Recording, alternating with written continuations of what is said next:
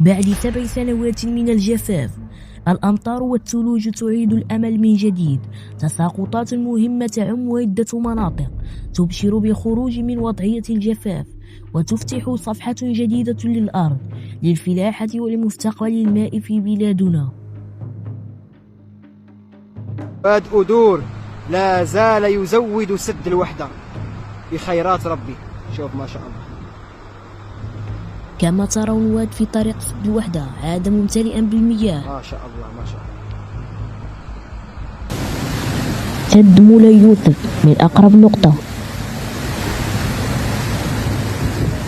معنا بأن المشهد العظيم، المشهد الرائع من سد محمد بن عبد الله بأم عزة بمنطقة السهول زعير.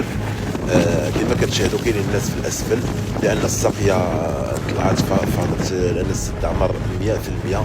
فالحمد لله الساقية. إذا بعد غياب طويل رجعنا للسد ديال ايت عادل.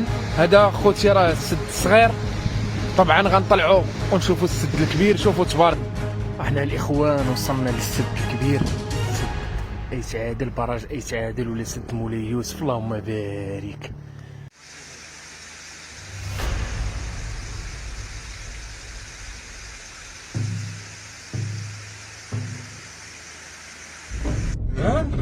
وقلت هو طالع شوف